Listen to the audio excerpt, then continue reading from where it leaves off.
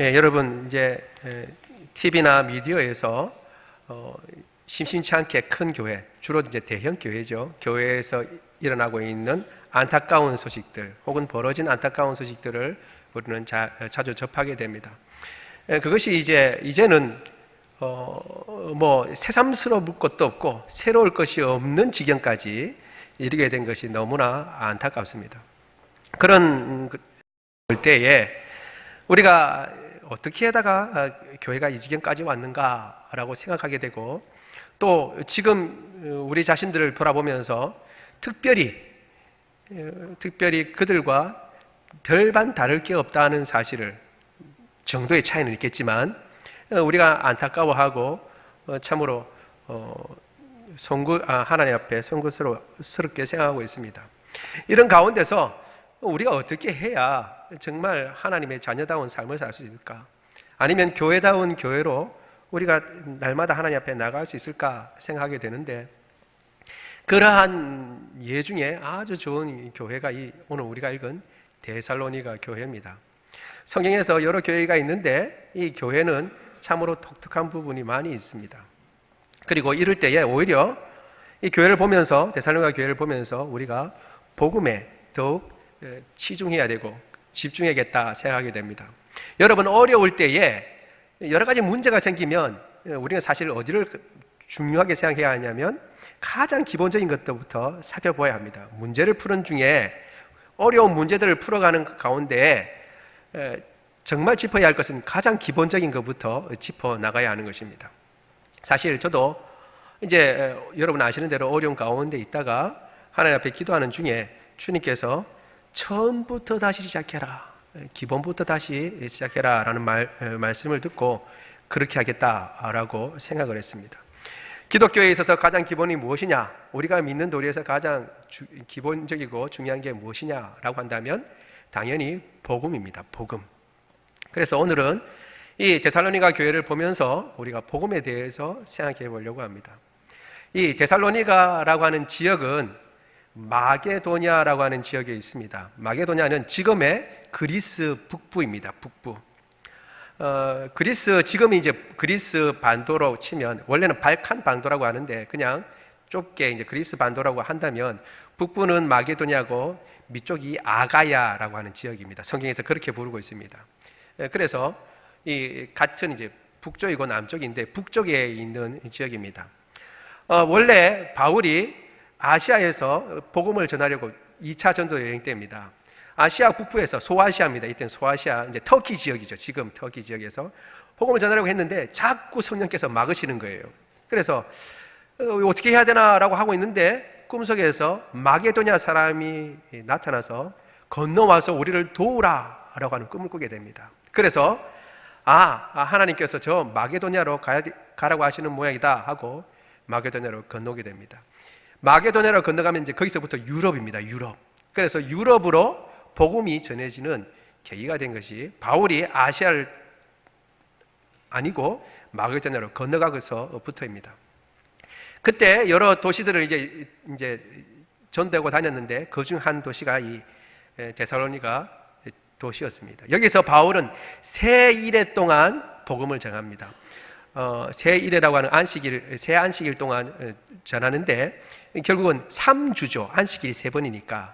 그래서 3주를 전했는데 회당에서 전할 때 많은 사람들이, 유력한 사람들이 믿게 됐습니다. 그러니까 그것을 시기하고 오히려 많이 믿게 되니까 그 반대로 많은 반대가 있었습니다. 반대가 있어서 그 반대가 얼마나 혹독했든지 바울은 오래 있지 못하고 바로 쫓겨나다시피 도망을 가서 베리아로 가서 복음을 전했습니다. 그런데 이 데살로니가 사람들이 얼마나 열심히 특심한지, 반대에 대해서 복음을 반대하는데 얼마나 특심한지, 이 80km나 되는, 거리상으로는 80km나 됩니다. 그 베리아까지 와가지고 바울이 전도했다는 이야기를 듣고 그까지 와가지고 바울을 이제 반대하고 바울을 내쫓는데 그렇게 열심을 냅니다. 그래서 바울이 그 사람들 때문에 베리아에서도 또 쫓겨나는 일이 있습니다. 얼마나 바울의 기억에 이 데살로니가 사람들이 이게 무지막지하다고 생각했든지, 사도행전을 보면 베리아에 가서 복음을 전할 때 베리아 사람들이 보인 반응을 보고 이렇게 말합니다. 베레아에 있는 사람들은 데살로니가 사람들보다 신사적이고 온순하다 이렇게 얘기합니다. 그러니까 비교가 될 만큼 데살로니가 아주 왕성하게 그렇게 반대했던 지역입니다.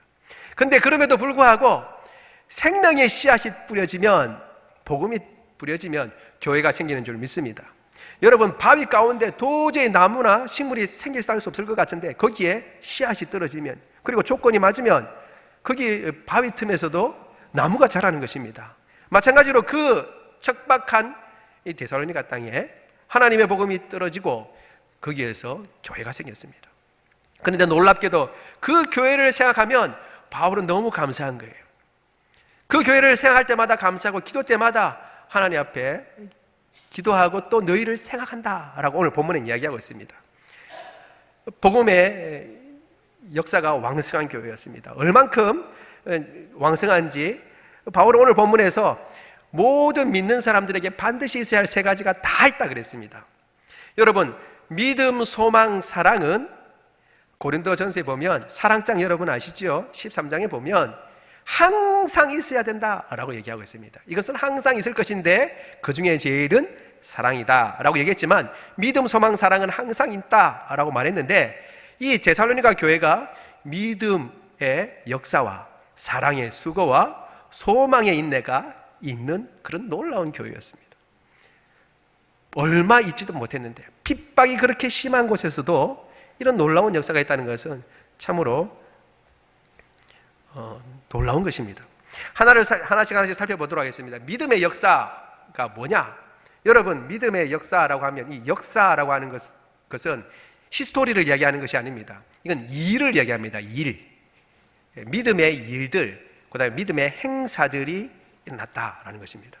그러면 어떤 것은 믿음의 행사가고 어떤 것은 믿음의 행사가 아니냐, 우리가 생각해 볼 수 있습니다. 이 땅 가운데 일어나는 일들은 많이 있습니다. 우리는 매일매일 어떤 일들을 합니다. 자거나 혹은 밖에 나가서 일들도 하고 사람도 만나고 그리고 여러 가지 사업도 하고, 그렇죠. 그렇게 합니다. 그런데 그 모든 일들 가운데 바울이 생각할 때 이 데살로니가 교회는 믿음을 따라서 행했다라는 것입니다. 어떤 일들은 믿음을 따라 행하고 어떤 일들은 믿음을 따라 안 행하는 일들이 있습니다. 여러분, 이 땅 가운데 우리가 믿음, 하나님의 자녀로 살아가면서 따라야 할 것은 믿음을 쫓아서 일을 해야 할 줄로 믿습니다. 세상 사람들은 믿음을 쫓아 하지 않습니다. 그럼 뭘 쫓아 하느냐? 자기의 유익을 쫓아 행합니다.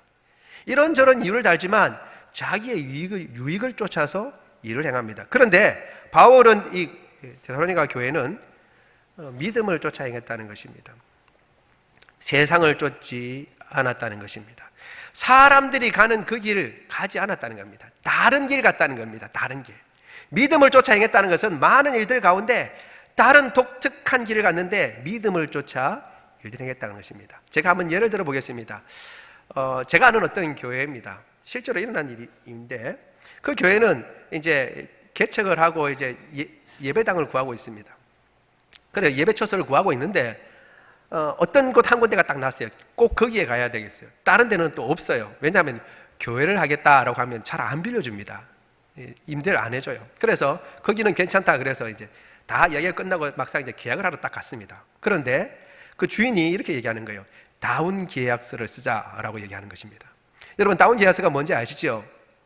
뭐냐 하면, 원래는 그 임대 계약이 만약에 한 1억이면 1억이어야 되는데 계약서 상에서는 5천으로 쓰자는 거예요. 5천.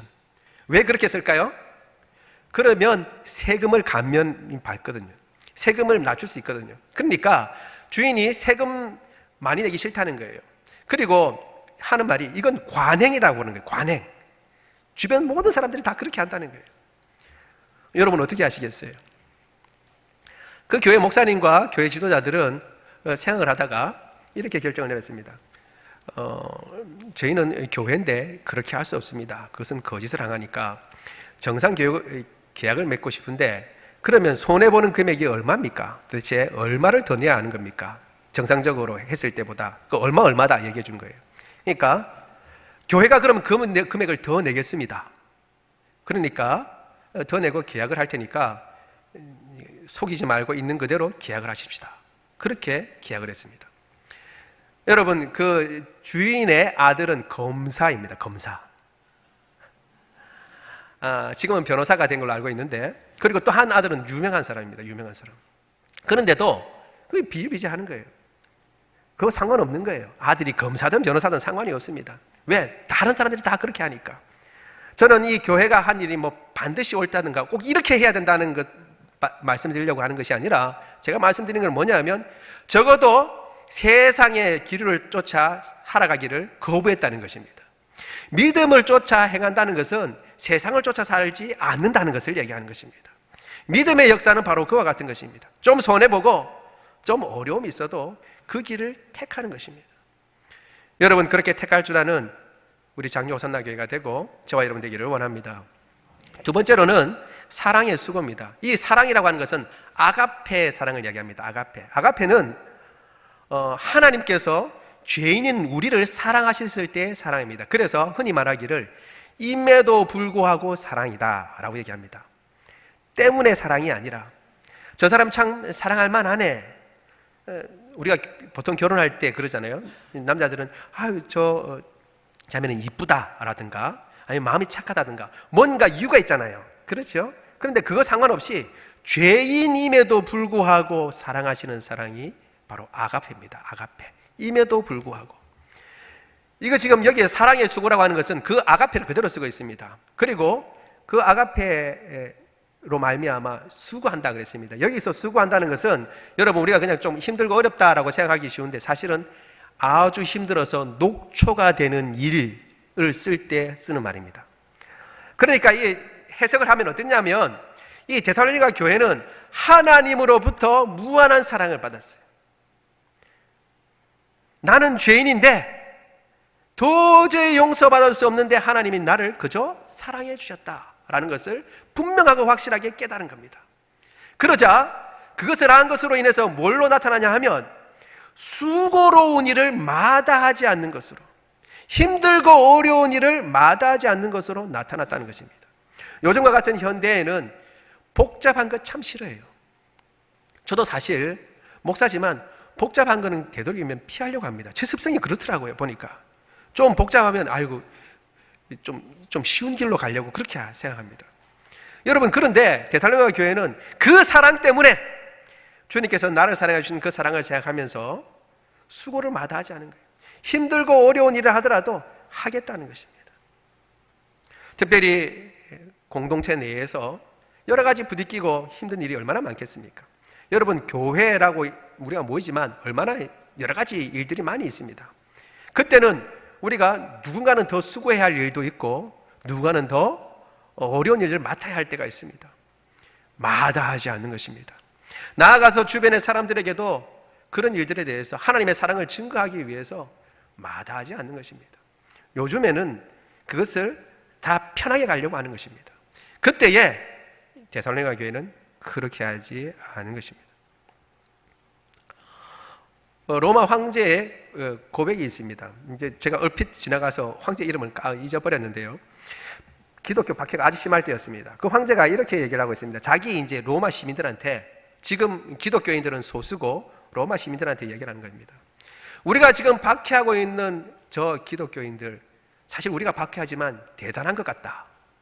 왜냐하면 우리의 고아들을 지금 누가 먹이고 있느냐? 다 내 몰라라 하고 힘들고 어려워하는데 그리스도인들이 고아를 거둬들이고 있다.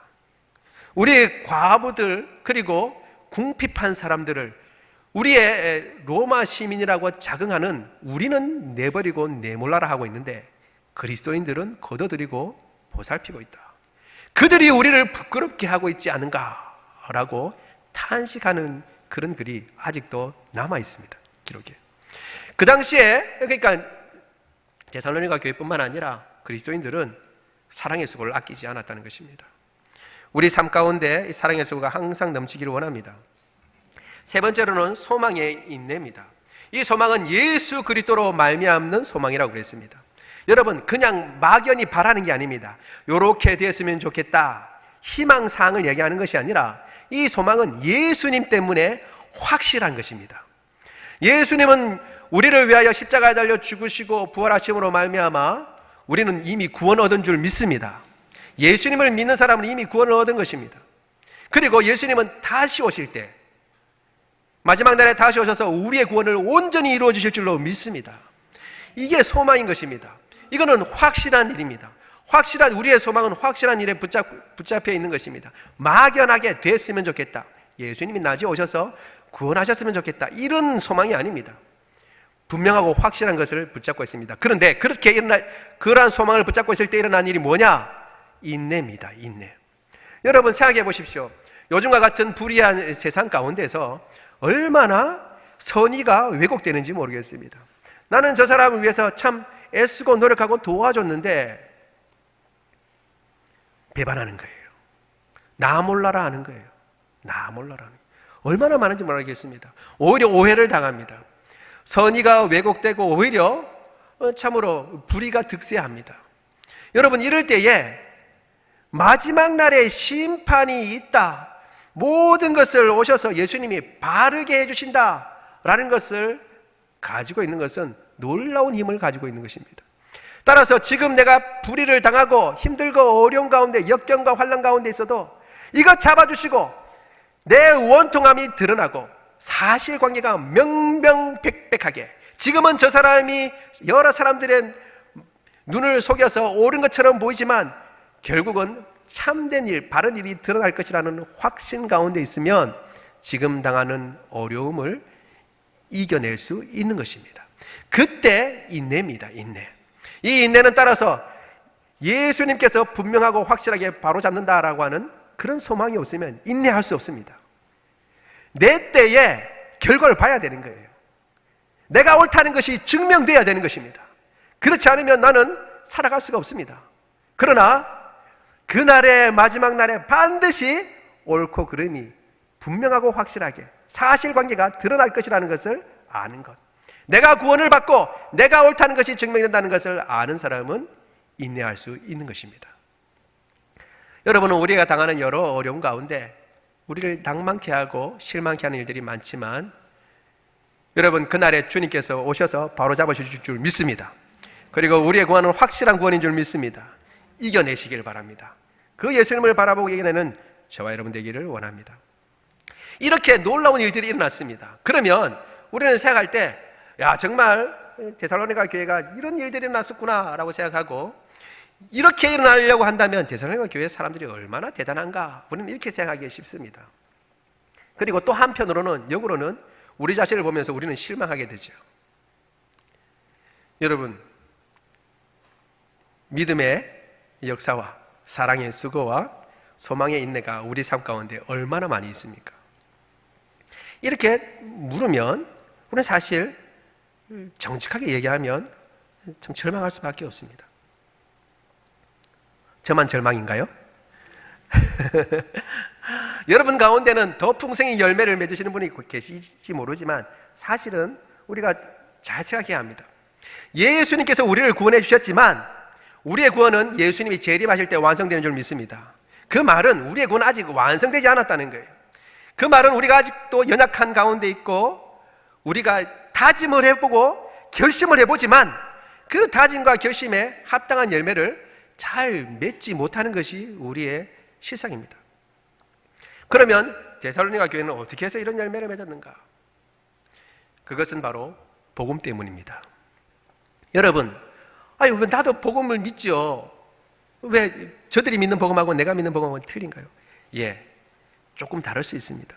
무슨 말이냐 하면, 복음은 예수님께서 우리를 위해서 하나님의 의를 입기 위해서, 우리가 하나님의 의를 입고 그리고 하나님의 자녀가 되기 위해서, 구원을 얻기 위해서, 다른 말로 하나님을 기쁘시게 하기 위해서 해야 할 모든 일을 예수님이 다 행하셨다는 것입니다.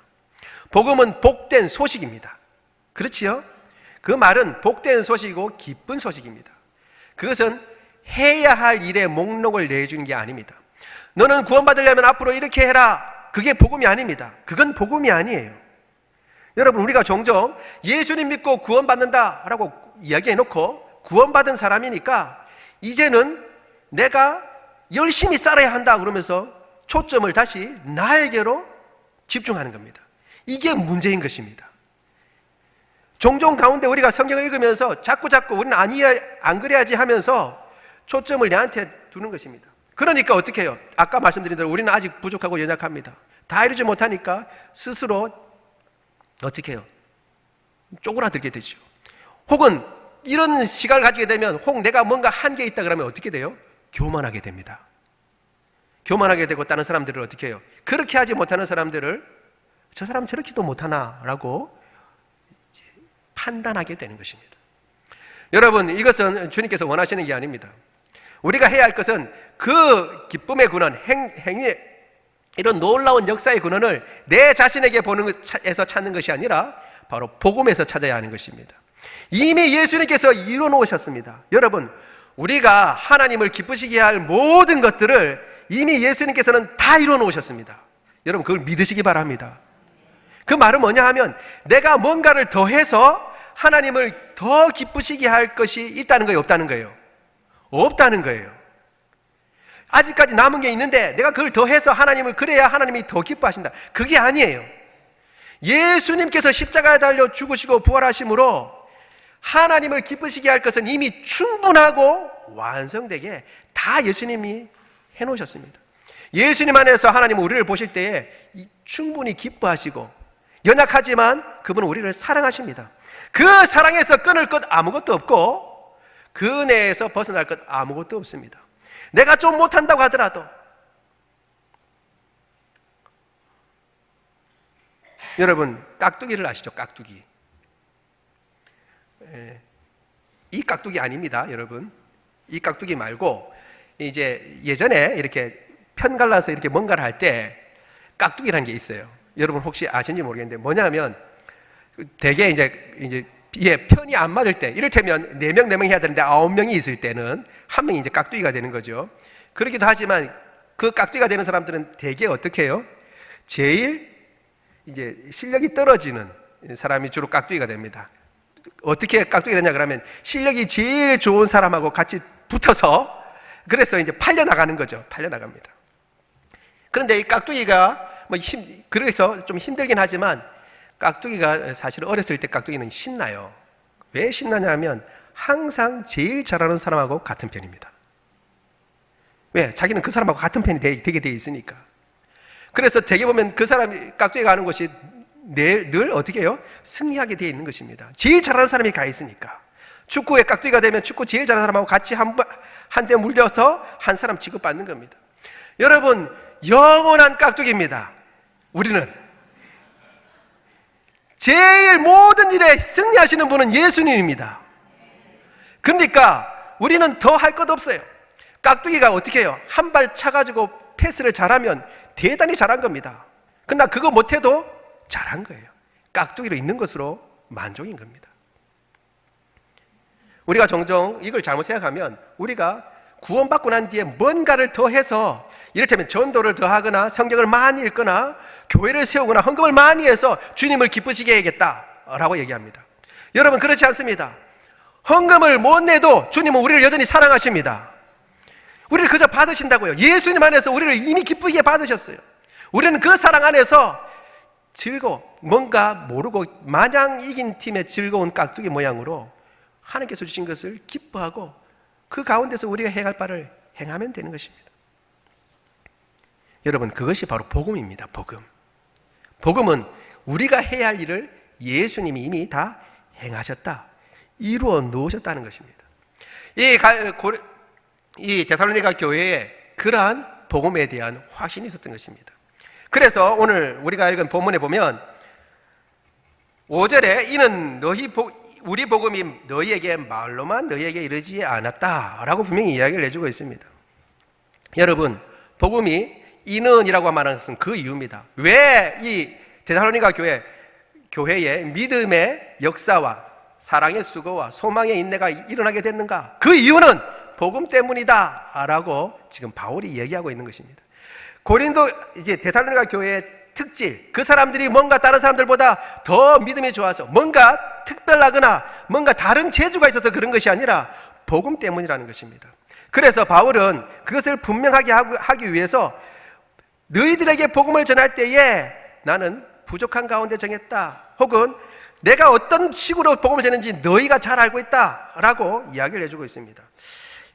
오늘 읽은 본문은 명확하지 않은데요, 사실은 더 명확하게 보여주는 데가 고린도전서입니다. 고린도전서 우리 2장 3절에서 5절의 말씀을 같이 보도록 하겠습니다.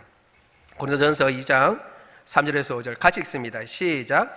내가 너희 가운데 거할 때에 약하고 두려워하고 심히 떨어노라.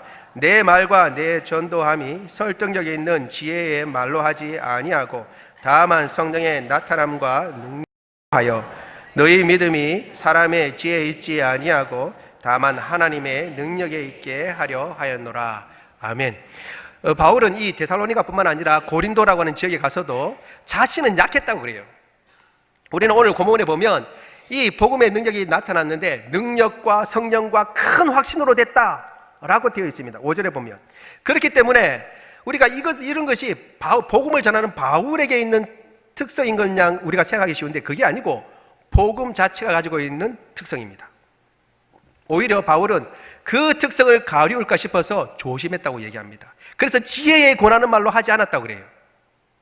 복음의 능력이 나타나도록 하나님의 능력 안에 있게 하기 위해서 조심하고 또 조심하고 오히려 자기는 약하고 떨었다라고 이야기를 하고 있는 것입니다. 여러분, 복음의 능력이 있습니다. 복음은 예수 그리스도를 믿는 그 사람은 자유롭게 되고 하나님의 은혜를 입고 그 사람이 변화되고 그 사람이 변화되면 세상이 변화되는 것입니다. 뿐만 아니라 이 바울의 이 복음을 받는 이 데살로니가 교회도 많은 환난 가운데 기쁨으로 받고 주를 본받는 자 되었다라고 이야기를 하고 있는 것입니다. 여러분, 복음의 사람이 되기를 원합니다. 복음의 능력이 있는 것입니다. 뿐만 아니라 바울은 각 처에서 너희에 대한 소문이 들린다라고 얘기합니다.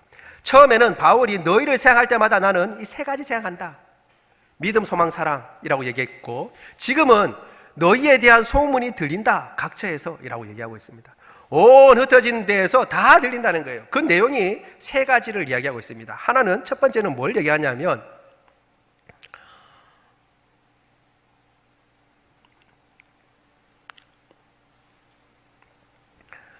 우리가 너희 가운데 어떻게 들어갔는지 그것을 듣게 된다라고 얘기합니다. 여러분, 이렇게 생각하면 이 바울이 열심히 전했으니까 바울의 열심을 이야기한다 생각하지만 그것도 있지만 사실은 반대입니다. 데살로니가 교회 성도들은 자신에게 복음을 전해준 바울을 항상 본받기를 힘썼습니다. 주를 본받고 그들을 본받으려고 했습니다. 그래서 자신들에게 복음을 전해준 이 바울 일행이 어떻게 복음을 전해줬는가, 어떻게 삶을 살았는가를 늘 유심히 보았습니다. 여러분, 이 장로 호산나 교회가 세워질 때에 호산나 교회에서 사람들이 와서 도와줬어요. 성도들로 혹은 순장님으로 도와줬습니다. 제가 처음 와서 장로 호산나 교회에 섬길 때에 많은 분들이 이렇게 얘기했습니다. 목사님, 저희는 복음의 빚진 자입니다. 그분들이 얼마나 애쓰는지 모르겠습니다 라고 얘기했습니다. 호산나 교회에서 여기에 도와준 분들 가운데는 집이 해운대에 있는 분이 있었어요. 집이 해운대에 있는데 거기서 여기까지 장류까지 온 거예요. 돕기 위해서. 그리고 아침마다 예배 드릴 때 미리 와서 빗자루로 다 마당을 씁니다. 교회 청소를 합니다. 그래서 오는 성도들을 맞이하는 것을 보고 저한테 얘기해 준 분이 있습니다. 그분은 그렇게 얘기할 때에 그렇게 도움을 받았습니다 라는 것만 얘기하는 것이 아니라 나도 그 복음의 빚진 자인데 우리도 그 복음의 빚진 자인데 그분들의 그 본을 보고 나도 따라 살겠습니다 라고 하는 마음의 다짐을 저는 읽을 수가 있었습니다. 지금 데살로니가 교회가 바로 그와 같은 것을 얘기하고 있는 것입니다. 그 바울 일행이 전해준 그 복음, 그리고 그들이 전해줄 때의 그 자세, 얼마나 분명하고 확실하게 뇌리에 박혔든지 그것을 이야기하고 주변 사람들이 가르쳐주는 것입니다. 두 번째로는 이 우상에게서부터 떠나서 이제 살아계신 하나님을 섬긴다고 하는 것입니다. 여러분, 사실 그 당시에는 지금과 틀려서 주류가 다신교입니다. 많은 사람들이, 일반적인 사람들이 다 다신교였습니다.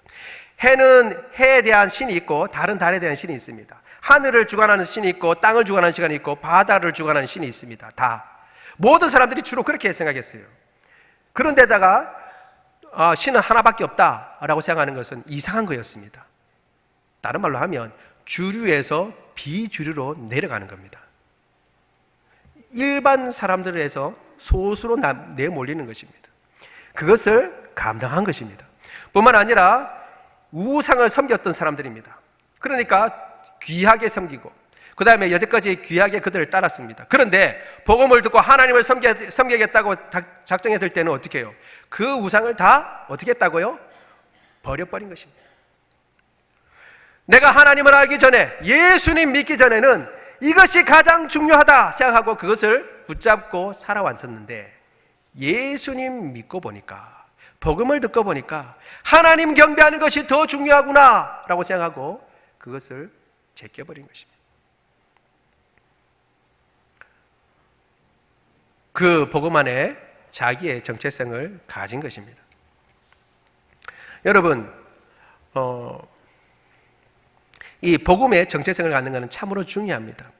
내가 이제 아까 제가 넘겨버렸는데요, 능력과 성령과 큰 확신으로 됐다고 하는데, 이 확신은 내가 이제 그리스도인이라고 하는 확신, 구원이 확실하다는 확신을 가지고 있다는 것입니다. 이 확신이 어떻게 나타나냐면 자기 정체성으로 나타납니다. 여러분, 정체성, 이것이 아주 중요합니다.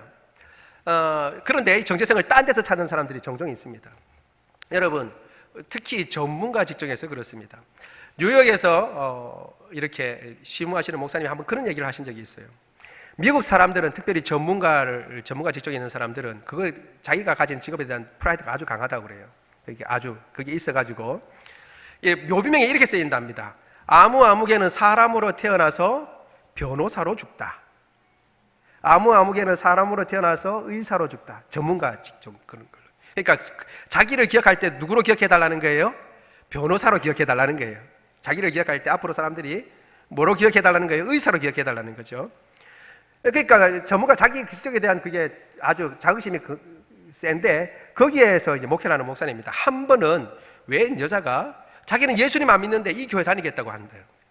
그래서 의아해서 왜 그렇습니까 하고 물어보니까 자기 얘기를 해주는데 이렇답니다. 이분은 그 지역의 케이블 TV의 프로듀서입니다. 유명한 케이블 TV예요. 그래서 자기 직장에 대해서 아주 프라이드가 있어요. 이 사람도 자긍심이 있는 사람인데, 근데 문제는 뭐냐면 이 사람이 아주 큰 실수를 했던 겁니다. 그 업계에서는 이런 실수를 하면 안 되는 거예요. 이 실수를 하면 자기는 사표를 쓰고 회사를 그만둬야 되는 것이 당연한 겁니다. 그래서 자기도 이제 사표를 써야 되는구나, 직장에 나와야 되는구나 하고 생각하고 있었습니다. 그런데 자기 바로 위에 있는 상관이 그 위에 있는 상관한테 가서 자기를 변해주더라는 겁니다. 그 사람은 온 지 얼마 안 돼서 지금 잘 모르고 내가 이렇게 저렇게 가르쳐줬어야 되는데 잘 못 가르쳐줘서 그렇습니다. 제 잘못입니다. 그러니까 그 위에 이제 더 위에 있는 상관이 막 화를 내는 거죠. 당신은 그렇게 할 수 있냐고, 어떻게 그따위로 사람을 그렇게 가르쳤냐고, 잘 가르쳤어야지. 그러면서 막 혼을 내고, 흔히 말하듯이 완전히 깨졌어요. 그런데 그 업종에서는 그런 일은 아주 심각한 거라고 그럽니다. 자기는 그렇게 당하면 안 된대요. 왜냐하면 앞으로 이제 어떤 일들을 맡아나갈 때 그렇게 한번 실수를 했다는 것이 기록에 남거나 사람들에게 전해지면 타격이 아주 크다는 거예요. 그러니까 자기는 의아하잖아요. 자기가 분명히 잘못했는데. 그래서 자기 위 상사한테 물었답니다. 아니, 보스죠. 아니, 왜 나를 변해줬습니까? 이건 분명히 누가 봐도 내가 잘못한 거고 나도 아는데, 그래서 내가 회사를 그만두려고 했는데 왜 당신이 그렇게 내 대신에 가서 욕을 먹습니까?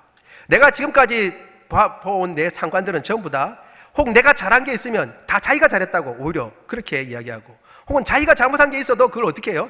다 밑에 사람한테 다 내려놓는데 어떻게 당신이 그렇게 이제 내 대신 욕을 먹었습니까? 왜냐하면 그 덕분에 이 여자는 회사를 그만두지 않아도 됐거든요. 사표를 안 썼습니다.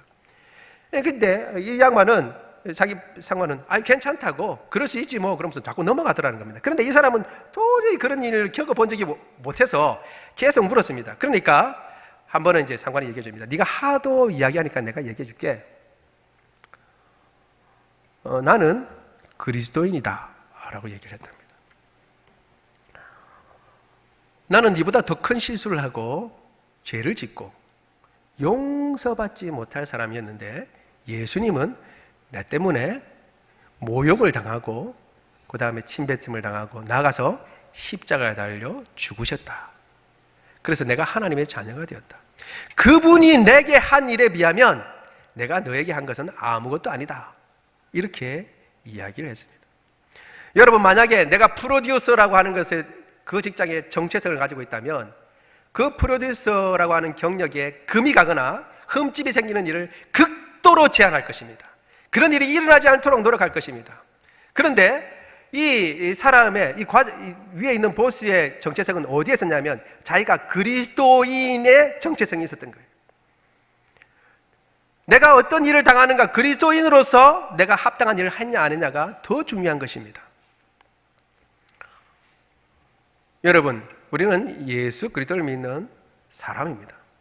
우리의 정체성을 우리가 가진 돈이나 재물이나 혹은 가지고 있는 재산에 두는 것이나 통장에 얼마나 돈이 들었는가, 내 자녀가 어느 학교에 나왔는가, 혹은 내가 어떤 직장에 다니고 있는가, 거기에 정체성을 두는 것이 아니라 내가 어떤 직업을 가지고 있느냐, 여기에 정체성을 두고 있는 것이 아니라 바로 예수 그리스도의 복음에 우리의 정체성을 두고 있는 사람인 줄 믿습니다.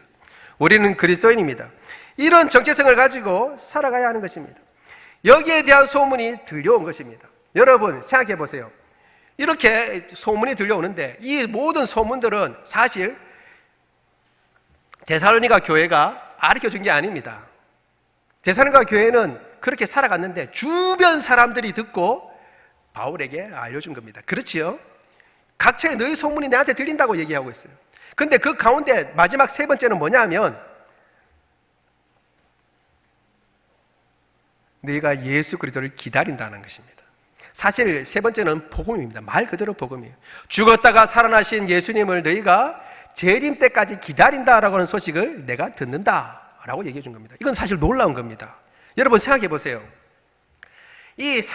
바울과 같이 오히려 복음을 전해준 사람, 복음의 내용을 전해준 사람은 바울은 그 데살로니가 교회를 기억할 때 어떻게 기억했어요?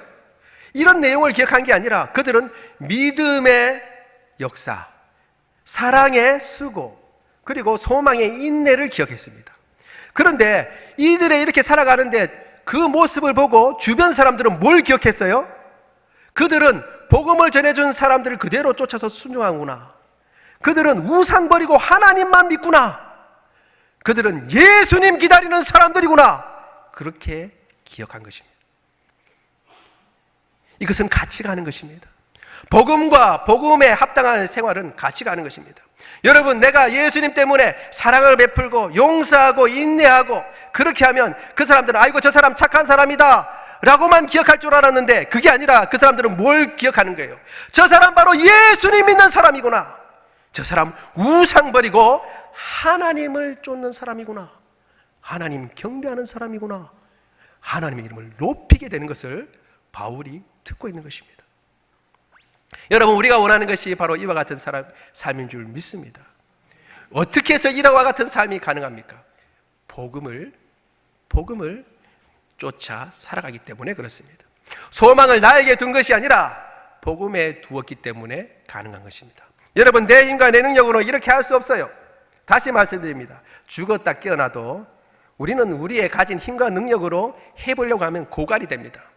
그렇게 할 것이 아니라 이럴 때 언제 어떻게 해야 됩니까? 예수님을 바라봐야 하는 것입니다. 나를 위해 모든 것을 다 이루어 놓으신 그 예수님을 바라보고 주님의 길을 쫓아가는 것입니다. 여러분, 데살로니가는 그 당시에 1세기 때에 인구가 20만이라고 합니다. 20만. 큰 도시였어요. 그리고 동서로 큰 길이 있어서 그 교집합에 있는 데라서 이제 교통의 요지였습니다. 바울이 데살로니가 교회의 소식을 들을 수 있는 이유가 있었습니다. 남쪽에 이때 편지를 쓸 때는 고린도라고 하는 남쪽에 있었는데도 교통의 요지에서 들려오는 소식이니까 다 들릴 수 있겠죠. 그렇죠? 그런데 그럴 뿐만 아니라 학자들이 연구를 해봤습니다. 바울의 전도 여행을 이렇게 보니까 바울은 주로 전도한 곳이 다 도시였어요. 도시 당시에. 그리고 도시에 가서 전했을 뿐만 아니라 바울이 전한 곳마다 바울은 그곳마다 교회를 세웠습니다. 교회를. 그래서 바울의 전도 전략은 뭐냐 하면 도시에서 교회를 세우는 것입니다. 제가 이 말씀 드리는 것은 시골에서 목회를 하는 분들을 폄하하려고 그러는 것이 아닙니다. 여러분, 그러나 우리가 낚시를 한다 하더라도 어떻게 해요? 고기가 많은 곳에 그물을 내리는 것입니다. 도시는 여러분 지금 전 세계의 인구의 70% 이상이 도시에 살고 있습니다. 통계에 의하면 한국은요 90% 이상이 도시에 살고 있습니다. 많은 사람이 있다는 것이죠. 그래서 여러분 사실 장유 호산나 교회를 세우기 위해서 호산나 교회가 도움을 줄 때 이 장유 지역을 세울 때에 새로운 신도시가 생긴다는 것을 알고 그것을 염두에 두고 이 장유 호산나 교회를 세운 것입니다. 그 말씀은 뭐냐면 바울의 전도 전략을 그대로 따른 것입니다. 여러분 지금 명지 국제 신도시에 새로운 개척교회를 지금 분립해서 하려고 하는 것입니다. 왜 그러냐? 거기에 새로운 도시가 생깁니다. 예전엔 전부 다 팝아시였어요. 그런데 거기에 도시가 막 생겨서 이미 법원과 검찰청, 분원이 거기에 이미 세워져 있습니다. 그리고 벌써 15,000세대가 거기에 살고 있습니다. 아파트는 계속 지어지고 있고 장유와 비슷하게 거기에 젊은 사람들이 많이 있습니다. 아파트는 계속 세워지고 있고 더 중심 도시가 될 것으로 생각하고 있습니다. 문제는 그렇지만 도시가 갖고 있는 개인주의적인 성격도 그대로 갖고 있어서 사람들이 전부 다 개인주의적이에요. 심지어는 아파트 단지에 그것마저도 울타리를 다 쳐놨어요. 아파트 단지를 지나가려면 그냥 못 지나갑니다. 비밀번호가 있어요. 그걸 알아야만 아파트 단지를 지나갈 수 있어요. 아파트 들어가겠다는 것도 아니고 마당만 밟고 좀 빨리 지나가겠다는 건데 그것도 안 되는 겁니다. 자기들만의 울타리를 채워놨어요. 새벽에 이렇게 가면 새벽 기도 끝나고 이제 저희가 딱 가면 컴컴한데 참 을씨년스럽게 생겼습니다. 집사람 이제 김진영 사모가 보면서 무섭다. 도시가 좀 무섭다라고 얘기를 합니다.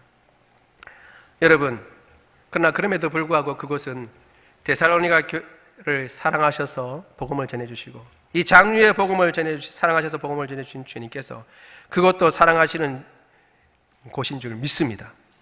그렇기 때문에 우리가 거기다가 교회를 세우려고 합니다. 교회 이름도 명지국제로 교회라고 하려고 합니다.